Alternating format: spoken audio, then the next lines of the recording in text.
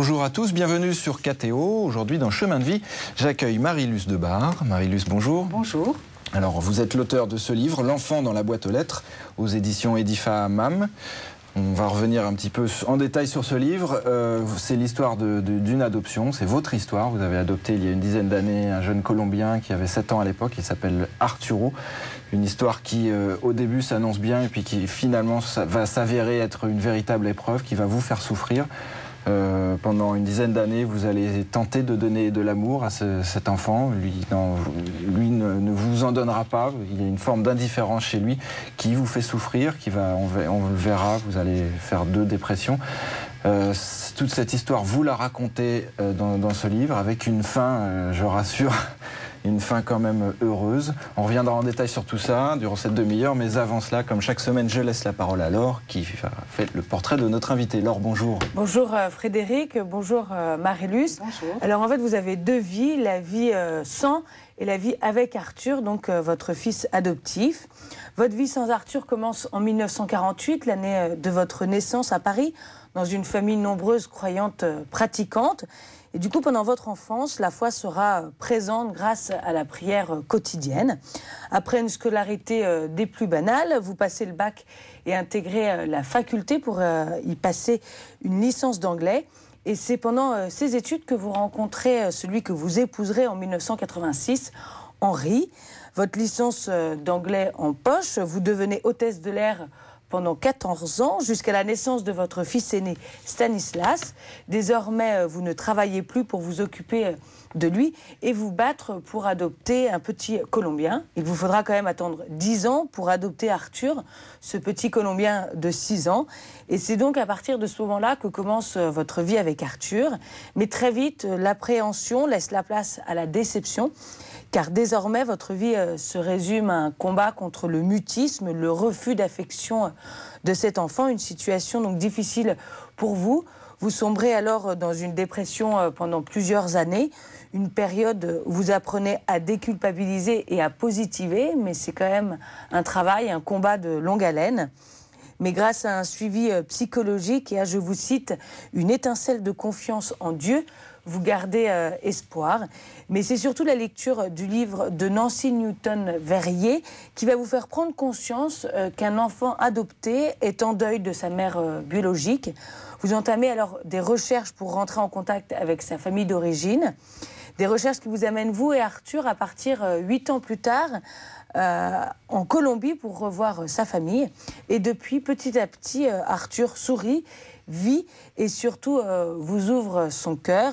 Des retrouvailles qui vous aussi vous font du bien et vous délivrent.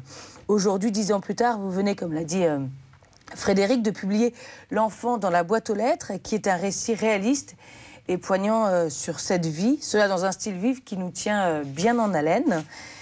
Et aujourd'hui, Arthur, ou Arturo en espagnol, a 19 ans et va bientôt repartir en Colombie, et cela grâce à vous. Finalement, vous n'aurez pas été une famille d'adoption, mais une famille tremplin. Et même si cette histoire n'a pas été si simple, elle restera quand même une belle histoire, un beau roman, en tout cas celui rêvé de tout enfant adopté. Merci beaucoup, Laure. Laure l'a souligné, famille tremplin. Qu'est-ce que vous pensez de cette expression? C'est ce que vous êtes devenu de fait? Oui, famille tremplin ou famille de transition, si on peut dire. Tremplin, c'est bien comme mot, parce que un tremplin, ça permet de rebondir.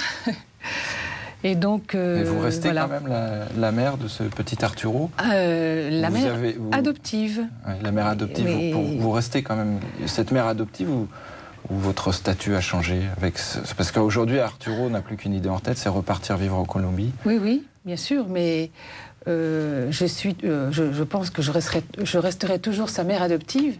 Mais d'ailleurs, comme je le dis dans le livre, à la fin donc du livre, il ne m'appelle plus maman, je lui avais donné le choix, et il m'appelle d'un autre nom, d'ailleurs que me donnent mes filleuls.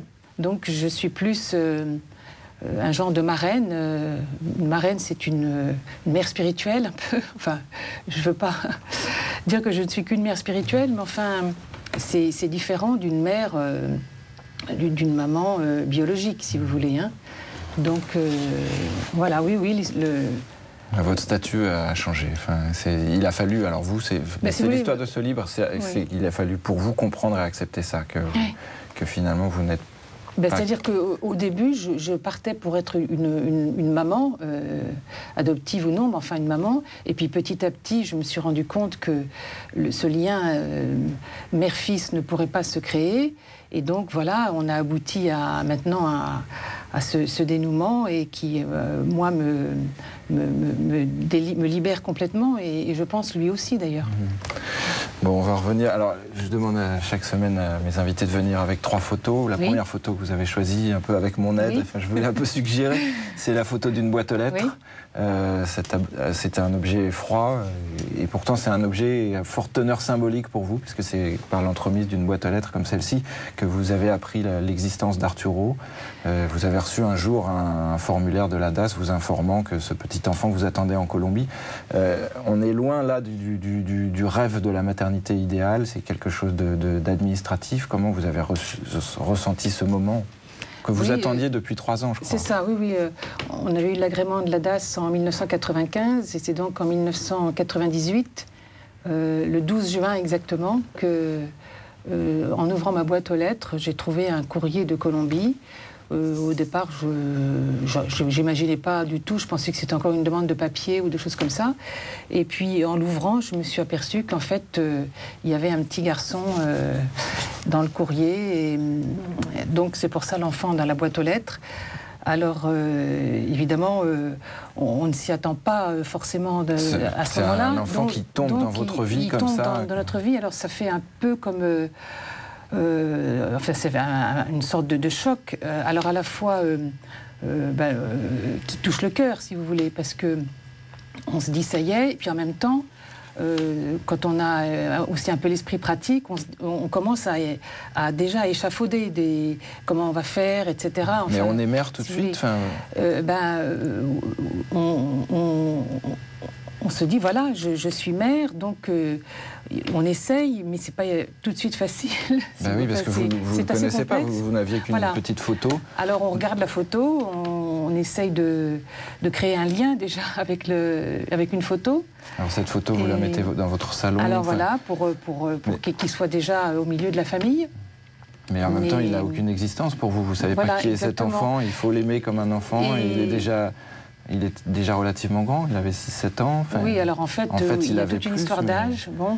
Vous allez découvrir à la fin donc, que en fait, on vous a trompé sur l'âge. Enfin, il y a eu une erreur administrative. Oui, pas vraiment une tromperie, mais enfin, il y a eu peut-être une erreur. Il n'avait pas 6 ans, mais 9. Voilà. Enfin, bon, c'est des découvertes comme ça qui n'arrangent pas. Non, ça c'est vrai. Mais en tout cas, comment on est à ce moment-là quand on reçoit à la fois la photo et puis un papier comme ça administratif de la DAS et qui vous dit maintenant vous allez passer votre vie avec cet enfant. Si vous voulez, d'abord comme on attend ça quand même depuis longtemps, mais on a un petit peu mis en veilleuse parce que comme pendant 3 ans il ne se passe rien. Parce que la communication avec la Colombie, c'est pas toujours évident, surtout à l'époque il y avait beaucoup moins Internet, etc. Et puis, on se dit, il faut se décider. Et puis, si on se décide, il faut le faire tout de suite. Donc, après ça, on est entraîné dans un tourbillon de choses qu'il faut faire très vite. Et puis, on ne réfléchit plus. On se dit, on y va. Voilà. Mais il y avait une appréhension. Non, pas une appréhension, une curiosité, si vous voulez, de se dire... et puis, on peut se demander aussi, mais et comment est-ce que lui réagit Est-ce qu'on l'a prévenu Alors nous aussi, on a envoyé des photos de nous pour qu'on puisse le préparer à voir à quoi on ressemblait. Mais enfin, c'est vrai que c'est quand même assez presque surréaliste, si vous voulez, parce que de but en blanc, on vous propose de créer une relation très très forte, enfin une relation mère ou père aussi. Mais enfin, bon, là c'est mon témoignage de mère que je raconte. C'est quand même très fort, une relation mère-enfant ou enfant-mère. Alors du jour au lendemain, alors qu'on y a pensé quand même, parce qu'on s'y prépare, mais là, il faut dire oui ou non. Et puis, si on dit oui, c'est pour ad vitam aeternam. Donc voilà. Alors, ça nous amène à la deuxième photo, une Oui. photo de famille avec Arturo et puis Stanislas, le grand-fils. Donc en fait, il s'avère, vous allez découvrir une dizaine d'années plus tard qu'ils ont le même âge, mais là à l'époque, vous pensiez qu'ils avaient 3 ans de différence. Et de fait, on voit bien sur cette photo qu'il y a une telle différence de taille que c'était crédible. Donc là, c'est en Colombie, c'est la semaine des découvertes mutuelles quand vous vous rencontrez au moment de cette adoption. Immédiatement, ça se passe, enfin vous êtes déçus parce que la relation est beaucoup plus difficile que prévu. Lui marque tout de suite une forme d'indifférence et puis d'éloignement, en tout cas de distance, d'indifférence. Oui, en fait, ça a été difficile dès le début parce que, bon, c'est vrai que c'était un enfant grand, hein, mais même, bon, on pensait qu'il avait 7 ans, en fait. Qu'il venait d'avoir 7 ans. Alors qu'en fait, il allait avoir 9 ans, c'est-à-dire l'âge de Stanislas. Donc, on voudrait tout de suite, ce qui est logique, je pense, de la part d'une mère, tout de suite essayer de rattraper le temps perdu de la petite enfance. Donc, créer tout de suite quelque chose... bon, on ne peut pas créer quelque chose de lien physique, si vous voulez, comme quand on s'occupe d'un bébé. Mais bon, on voudrait surtout, je pense, quand on est une maman, que l'enfant ait besoin de vous, ait besoin de votre protection, enfin sans se mettre tout le temps dans vos jupes, mais enfin, vous voyez ce que je veux dire. Alors que là, lui, il était... on avait l'impression que c'était un peu un autre épisode dans sa vie. Il avait été à l'ICBF, donc, etc. Il avait été dans des familles d'accueil. L'ICBF, bon, c'est la DAS colombienne. Donc là, il se retrouve avec nous. Il était tout content. On lui offrait évidemment un petit peu autre chose que ce qu'il avait vécu avant. C'était tout nouveau, tout beau. Et vraiment, je n'ai absolument pas réussi à créer de connivence, de lien. Je n'ai pas réussi, mais c'est sans doute pas de votre faute. Enfin, oui, vous le notez à l'époque, parce que oui. là c'est encore un journal, c'est pas du tout une histoire que vous racontez rétrospectivement. Je lis un petit passage. Donc vous êtes dans ce foyer et vous dites « Et chaque jour, je me dis qu'enfin nous allons pouvoir être comme mère et fils dans l'intimité de notre foyer, d'autant plus étroite que nous sommes littéralement les uns sur les autres entre nos 4 murs, mais rien de tel ne se passe malgré mes efforts pour essayer d'apprivoiser Arthur. Voilà. » Et un peu plus loin, vous dites « Tout ce que je peux dire, c'est qu'il n'y a rien entre nous, pas la moindre intimité ni complicité. Pour des raisons qui m'échappent, l'adoption mutuelle ne peut se faire. » Bon, j'imagine qu'à ce moment-là, vous ne souhaitiez pas forcément, enfin, vous ne pensiez pas forcément publier ça, mais il y a quelque chose sans concession, de très froid et de terrible pour une mère qui, j'imagine, la déception. Vous êtes dans les premiers jours d'une vie qui doit commencer à 4 dans cette nouvelle famille, et puis vous dites ça va pas être possible sans doute. Quoi. Alors là, le passage que vous citez d'ailleurs, c'est quand on est rentré en France. On était dans un tout petit appartement à Paris, et parce que en Colombie, en fait, je me disais c'est normal, il est encore dans son pays, mais dès qu'on sera entre nous, tout va s'arranger, etc. Et puis en fait, ce que vous venez de citer, c'est que en fait, donc même les premières semaines à Paris, alors qu'il n'avait que moi comme interlocutrice, parce que j'étais la seule de la famille à parler espagnol, mon mari et Stanislas ne parlant pas espagnol, donc ça aurait dû vraiment nous rapprocher d'une manière très forte, sans avoir besoin d'être dans les bras l'un de l'autre. Enfin, vous voyez ce que je veux dire. Mais ça, non. Alors, donc, à partir de ce moment-là, c'est là que j'ai commencé à me dire, mais si ça ne se fait pas maintenant, quand est-ce que ça va se faire? Et c'est quand même assez angoissant, si vous voulez, de se dire qu'on ne peut pas... et qu'en fait, il faudrait quand même arriver à créer un lien mère-fils assez vite. Parce que ce lien, vous ne le créez pas, et pour cause, parce qu'en fait, Arturo a encore sa mère. Voilà. C'est lui qui l'a quittée, parce qu'elle, enfin, on vous l'apprendra beaucoup plus tard. Elle vit un peu dans une famille qui est très dure avec elle, et lui a préféré prendre la fuite. Voilà, mais il s'inquiète pour elle. Il s'inquiète pour elle, mais il vous en dit jamais un mot. Pour vous, c'est l'inconnu total. Quoi. Voilà. Et quand je dis que l'adoption mutuelle ne se fait pas, parce que quand on adopte, les parents adoptent, mais il faut aussi que l'enfant adopte sa famille d'adoption. Enfin, donc... Voilà pour cette...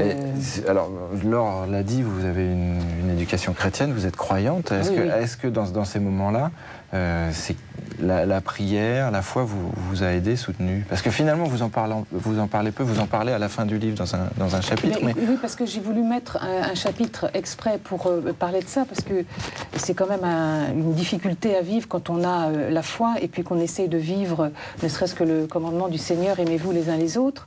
Si vous voulez, l'amour, ça ne se commande pas. Et donc, la prière m'a quand même énormément aidée, soutenue, et la prière, l'entourage que j'avais, les amis aussi, enfin, j'ai vraiment été très très bien entourée, mon mari évidemment.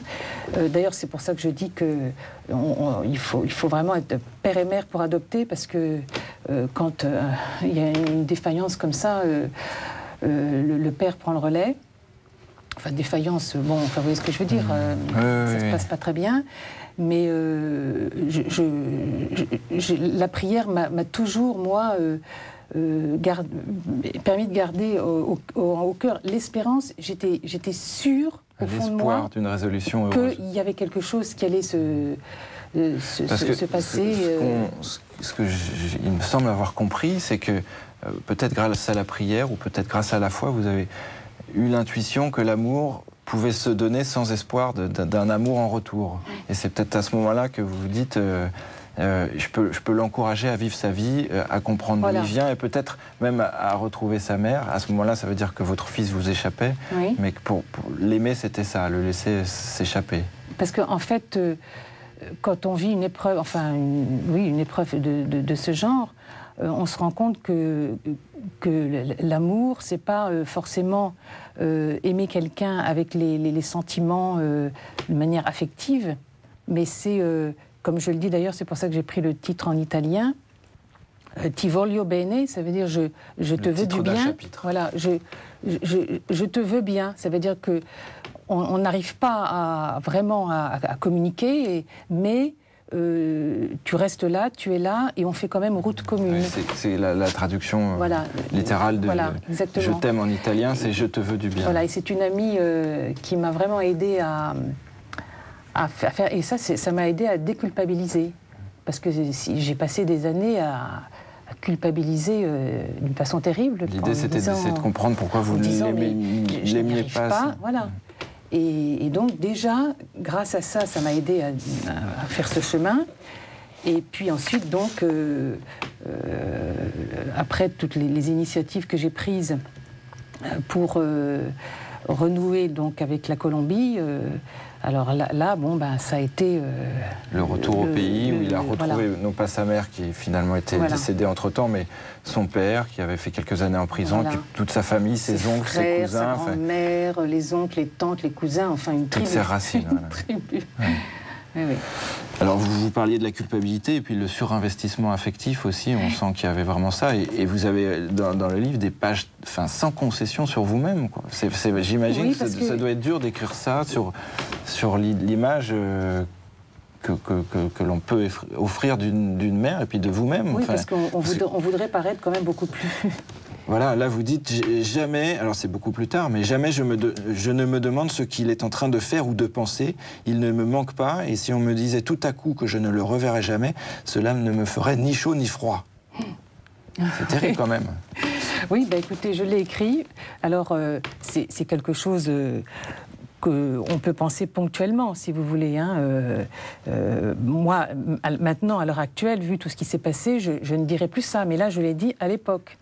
Et j'ai voulu marquer tout ça vraiment parce que je suis sûre qu'il y a d'autres mères adoptives, et j'en ai des exemples maintenant autour de moi, qui ressentent les mêmes choses et qui n'osent pas le dire parce qu'elles se disent « oh là là, si je dis ça, qu'est-ce qu'on va penser de moi ?» etc. Et finalement, je crois que d'oser le dire, et ça soulage d'un poids. Et puis, et ça veut dire aussi qu'on a le droit de le dire, on a le droit de le dire, on a le droit de le penser, on n'est pas quelqu'un de monstrueux. Et puis, bon, enfin, ça aide aussi à avoir beaucoup d'humilité, parce qu'on se rend compte qu'on part en se disant, voilà, tout va bien se passer. Et puis on s'aperçoit que les choses donc ne se passent pas toujours comme prévu, et donc ça apprend à garder quand même beaucoup d'humilité. Et puis je vous dis à déculpabiliser, et puis à oser dire les choses telles qu'elles sont. Moi, je suis pour vraiment la vérité, la clarté, et que les choses soient sur des bases claires et vraies, et vraiment dire ce qu'on a en soi. Plutôt que l'enfouissement. Voilà, plutôt que toutes les choses secrètes, cachées, les non-dits, etc. Ouais. Je trouve. Alors vous parliez d'humilité, vous souhaitiez finir cette émission avec la photo de Medjugorje. Oui. Vous avez fait un pèlerinage, en fait, là-bas. Vous allez nous expliquer pourquoi avoir choisi cette photo. Pourquoi c'était important, à la fois ce lieu et cette histoire d'adoption. Eh bien, d'abord, juste un petit mot avant Medjugorje, j'ai aussi fait le chemin de Saint-Jacques de Compostelle par petites étapes avec des très bonnes amies. Et chemin que vous avez fait au moment en parallèle, c'était quand l'histoire avec votre fils se dénouait. En 2003, j'ai commencé à prendre toutes les initiatives et à être vraiment déterminée à sortir de cette impasse. Et j'ai commencé le chemin de Saint-Jacques en 2003. Et j'avais d'ailleurs dit, c'était un pacte avec le Seigneur ou Saint-Jacques, j'avais dit, la dernière étape, il faudra que ce soit vraiment l'action de grâce. Et alors, la dernière étape, c'était en septembre 2006, et le dénouement a eu lieu en juillet 2006. Donc, j'ai terminé à arriver à Saint-Jacques dans l'action de grâce, parce que, comme prévu. Mais... entre-temps, dans les moments très difficiles, il m'est arrivé d'aller passer des vacances en Aveyron, où j'aime beaucoup aller l'été, parce que c'est un lieu où je peux vraiment me ressourcer. Et je me souviens d'une nuit où, sous les étoiles, là, j'avais dit à la Vierge Marie, s'il y a quelque chose qui se passe, vraiment, je promets d'aller à Medjugorje, où je n'avais jamais été. Bon, j'avais été à Lourdes, etc., mais faire un pèlerinage. Voilà. Donc j'ai eu la grande joie d'aller l'année dernière à Medjugorje avec 2 amies brestoises, parce que j'ai la chance d'avoir vraiment beaucoup de très bonnes amies de cœur. Et donc nous y sommes allés en mai dernier, ça va faire un an. Donc j'y allais en action de grâce, et de plus, ça c'est les clins d'œil du ciel, la Vierge Marie non seulement m'a accepté mon action de grâce, mais c'était une sorte aussi de conversion. On peut se convertir tous les jours, et pour m'engager à avancer sur un chemin de paix, de liberté intérieure, d'abandon à la providence, que je continue maintenant. Et c'est comme un pèlerinage, ou le chemin de Saint-Jacques dont je parlais. Tous les jours, il faut repartir, reprendre son sac, etc. Je ne suis pas arrivée du tout à destination. Pèleriner dans votre propre vie. Juste pour conclure, ce qui est étonnant, c'est que votre conversion se fait au même rythme que la résolution de votre histoire avec votre fils. On a l'impression que vous comprenez des choses dans cette relation avec votre fils qui vous permettent aussi de vous convertir. Peut-être pour conclure par rapport à ça, c'est... Oui, donc... ce qui vous permet d'accepter cet enfant, c'est le fait que vous vous convertissez vous-même. Voilà, exactement. Façon. Et puis, toute l'histoire maintenant est vue sous l'angle de la providence. Il fallait que aussi, pour lui, les choses se passent comme ça, etc. Et puis maintenant, on lui dit bonne chance pour la suite. Et en Colombie, où nous irons d'ailleurs forcément, parce que maintenant même les frères de mon fils adoptif, pour moi, c'est des gens qui sont importants, toute sa famille. Qui vous a accueilli. Et ça fait, si vous voulez, c'est quand même quelque chose qui se construit au jour le jour, et qui aura donc une conclusion bien à la grâce de Dieu. On va conclure là-dessus. Merci beaucoup, Marie-Luce. Je rappelle le titre de votre livre, L'enfant dans la boîte aux lettres, aux éditions Edifa Mam. Un livre, vraiment un récit qui se lit très très vite, tellement c'est poignant. Merci beaucoup. Quant à nous, on se retrouve la semaine prochaine avec un nouvel invité. Bonne semaine à tous sur KTO, et à très bientôt. Au revoir.